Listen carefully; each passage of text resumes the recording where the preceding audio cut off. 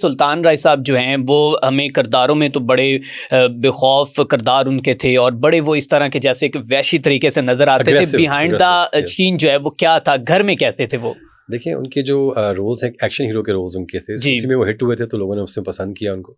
वो अक्सर कहा करते थे कि यार मुझसे कुछ और काम भी कभी जिंदगी में करा लो, आप लोगों ने मुझे एक तरह के रोल मैं उनका इंटरव्यू अभी देख रहा था, उन्होंने कहा है, उन्होंने जो कि अनवर मसूद के साथ शायद वो बैठे हुए इंटरव्यू दे रहे थे और उन्होंने कहा कि मुझे तो शायद ये इतना जो कि एक्शन रोल्स करवा चुके और इसी तरह ही मैं चला जाऊंगा, उन्होंने ये बात की थी। हुआ भी यही। बिल्कुल बात ये है कि उनकी अगर आप स्टार्टिंग फिल्म्स देखें ना, अगर आप इसमें बाबुल उनके जो छोटे छोटे कैरेक्टर्स अपना शुरू किए, उसमें आपको बहुत सारा काम देखने को मिलेगा कि इसमें उन्होंने माशाल्लाह परफॉर्म किया, अच्छे तरीके से परफॉर्म किया। तो ये वो कहते थे मुझसे ऐसा काम लो, अब मैं जगह बन चुकी है मेरी, मैं आ चुका हूँ अल्हम्दुलिल्लाह से, मेरे पर अरूज है, मुझसे और काम भी लो।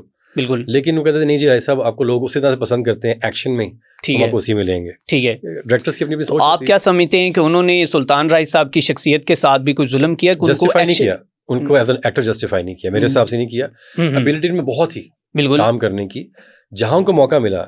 हसन अस्करी साहब हमारे डायरेक्टर थे, वो भी नहीं रहे। उनका अब्बू जी के साथ बहुत प्यार था और वो काम बहुत शौक से करते थे अब्बू जी के साथ, क्योंकि वो डिफरेंट रोल में उनको लेके आते थे। ठीक है, अब्बू जी बड़ा पसंद करते थे कि उनके साथ डिफरेंट किया जाए। ठीक है, तो यही बात वो और डायरेक्टर से भी कहते थे कि यार मुझसे कुछ और काम। आप देखें अब्बू जी की फिल्म जो मुझे बड़ी पसंद है, बाबुल सद के तेरे, अगर आप देखें ब्लैक एंड व्हाइट फिल्म है। जी जी। असलम डार साहब ने अब्बू जी को पहली फिल्म में लिया, बशीरा में लिया, उसके बाद उन्होंने बनाई बाबुल सद के तेरे।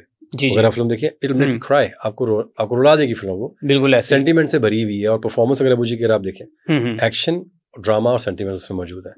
तो ये कहता हूँ कि उनकी ख्वाहिश थी कि वो कुछ और डिफरेंट तरीके से काम भी करें, लेकिन अगेन हमारे जो डायरेक्टर प्रोड्यूसर थे उनकी वो डिमांड की थी कि नहीं जी आपको एक्शन भी लेकर आना है। ठीक है, तो उनसे वो कराया गया। अच्छा, वो एक्शन से अपनी जिंदगी का छुटकारा चाहते थे, फिर उन्होंने बतौर हिदायतकार भी काम किया, लेकिन वो उनकी फिल्म जो है वो फ्लॉप हुई, उसकी वजह क्या? किसी ने आपको गलत बताया, एज अ हिदायतकार कभी भी उन्होंने फिल्म नहीं की, लेकिन उन्होंने एज अ प्रोड्यूसर फिल्म जरूर बनाई थी। ठीक है, 2 फिल्म उन्होंने प्रोड्यूस की थी अपने पूरे फिल्मिंग करियर। जी बिल्कुल। और उनकी पहली मूवी थी तकदीर कहाँ ले आई, उनके बहुत से दोस्त थे, कोरियोग्राफर थे हमीद चौधरी साहब, ठीक है, उन्होंने फिल्म वो बनाई थी उनके साथ मिलके। और उस टाइम अबू जी का नाम माशाल्लाह बन चुका हुआ था। ओके। लेकिन अबू जी को उस कैरेक्टर में लोगों ने पसंद नहीं किया, क्योंकि वो हटके था। ठीक है, सूट पहना हुआ है, मूंछें थोड़ी छोटी सी लगाई हुई और एक क्लीन कट, बिल्कुल एक्शन नहीं था उसमें।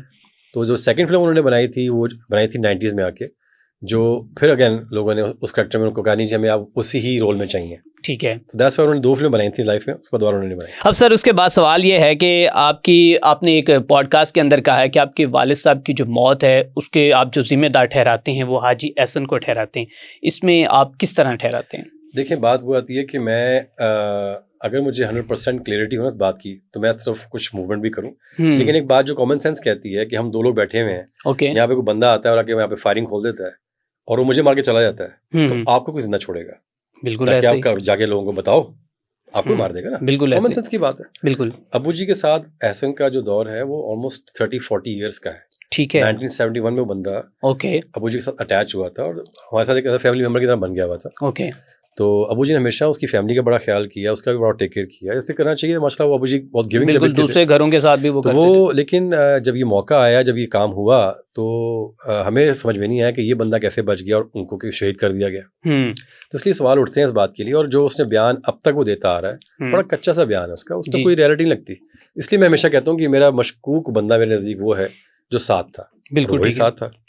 सर वो पिछले 25 से 30 साल से आपके वालिद के साथ था, लेकिन आपको क्या लगता है कोई उसने पैसों की हवस की लालच में, ये क्या मामला है, क्यों ऐसा? देखिए बात वही आती है कि हमारे इस दिमाग में कांटे की तरह ये सवाल चुभा हुआ है अभी तक, इसका हल अभी तक नहीं निकल सका कि क्यों वजह, क्या वजह बनी। क्योंकि अब्बू जी की किसी से दुश्मनी नहीं थी, अब्बू जी के कोई प्रॉपर्टी के फड्डे नहीं थे, अब्बू जी की किसी से कोई लेन देन का मसला नहीं था। He was a very giving person. और बड़े बड़े जो कहते हैं ना कि थम बदमाश दुनिया के पूरे पंजाब के थे, उनके घुटनों को हाथ लगा के लाला जी कह के मिलते थे, क्योंकि उनकी रिस्पेक्ट इतनी थी माशाल्लाह से। बिल्कुल ठीक है, प्यार करते थे उनसे वो। ठीक है, तो ये बात भी आप क्रॉस कर देंगे किसी ने दुश्मनदारी में आके मारा होगा, तो इसलिए क्वेश्चन में आता जरूर है कि क्यों किया गया। ठीक है, वो was the reason behind it. ठीक है, और हाजी हसन जो बयान देता है वो साथ मैच करता ही नहीं है। ठीक है, तो आपने उसके बाद हाजी एहसन को जो कि फेस टू फेस को इस तरह के उनके साथ परसू किया था हम लोगों ने। स्टार्टिंग में जब ये वाकया हुआ था, इस केस को उन्होंने बहुत सारा परसू किया था और इसको भी कहा था कि भाई बता दो, ठीक है, जो बंदा भी कोई पीछे है, कोई ताकत उसके पीछे का कोई है तो बता दो, हम तुम्हें सेव कर लेंगे। ठीक है, फिर हम जाने वो जाने। अच्छा हैदर साहब, आप समझते हैं कि पाकिस्तान के लियाकत अली खान साहब के कातलों का आज तक पता नहीं चल सका? तो ये अक्सर लोग सवाल करते हैं और मैं थोड़ा सा मुस्कुराता भी हूँ। देखिए बात पता है क्या है, लियाकत अली खान साहब हो गए, बेनज़ीर भुट्टो साहबा हो गई, XYZ जो इतने भी ये पॉलिटिकल मर्डर्स हुए हैं, these are political murders. Abu ji political बंदे नहीं थे, ठीक है, एक अवामी बंदे थे, एक एक्टर थे, ठीक है, एक आर्टिस्ट थे। उनका दुश्मन, इन लोगों की दुश्मनदारियां होती हैं, कुछ लोगों को पसंद कर रहे होते हैं, कुछ लोग नहीं पसंद कर रहे होते, तो पब्लिक में था कि उनको मार देता है। बिल्कुल। अबू जी की तो किसी के साथ, पूरी दुनिया में किसी के साथ अगर आप ट्रैवल करके देख लेते तो किसी, आज तक मैंने अबू जी के बारे में किसी बंदे के मुंह से उनके लिए बुरा नहीं सुना। हमेशा अच्छी बात की उनके बारे में कि वो अल्लाह के बंदे थे, बिल्कुल ठीक नेक है, इंसान थे। यस, शोबिज़ उनका एक प्रोफेशन जरूर था, लेकिन उनकी असल जो उनकी लॉ थी वो अल्लाह ताला के साथ थी, दीन के साथ थी। बिल्कुल, वो तो सर मेरे अगले क्वेश्चंस हैं कि उनकी जो आवाज़ थी कुरान पाक की तिलावत करने की, वो दिलों में सहर तारी करती थी, यकीनन ऐसे।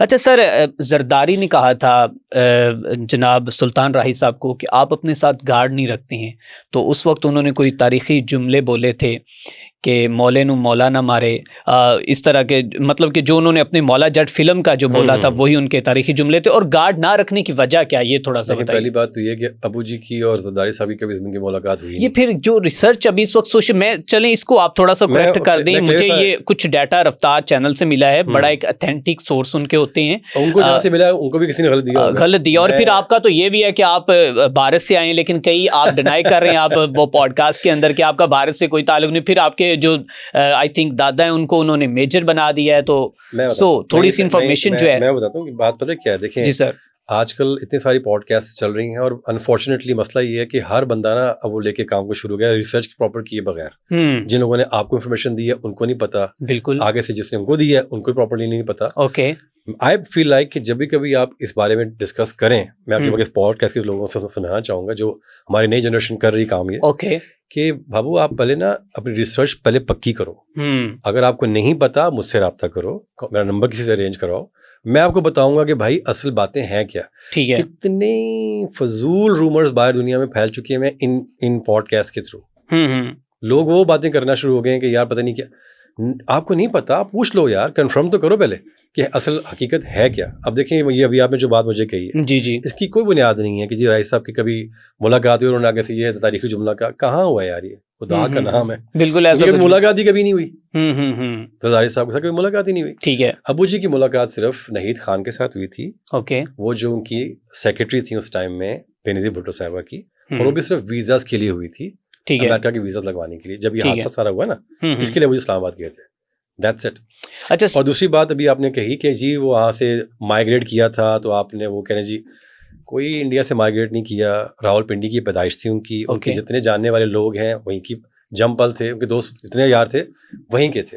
अपने 20s में अबू जी वहाँ से लाहौर शिफ्ट हो गए थे। उसके बाद फिर उन्होंने यहाँ पे स्ट्रगल की और अल्हम्दुलिल्लाह अपना नाम और अरूज कमाया। जहाँ तक आपने मेजर की बात की, वो मेरे नाना जी की बात हो रही है, ओके, नॉट माय दादाजी। ओके, मेरे नाना जी जो हैं वो आर्मी मेजर थे।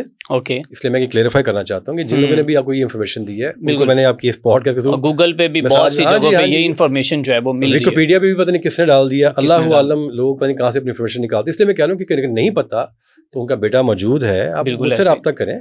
हैदर भाई ये बात सच है। चलें सर, हमारे जो सवाल है आपने एक तो इनकी करेक्शन भी करते जाना है कि ये जो अभी हमसे, अच्छा ये भी कहा जाता है Guinness book of world record में उनका नाम नहीं है ये इसी पॉडकास्ट में, जो कि उन्होंने 800 फिल्में बनाई हैं, ठीक है, फिल्में तो उन्होंने बना ली हैं, मतलब कि और अवार्ड जो है 150 उन्होंने जीते हैं सुल्तान राही साहब ने, लेकिन Guinness book of world record में उनका नाम दर्ज नहीं है। ये एक ऐसी बात फैलाएगी, इसमें आप क्या कहते हैं? चलिए, इसने बात फैलाई है, उसे कहेंगे भाई आप इसका रिकॉर्ड ला के दिखा दें, हम मान लेंगे।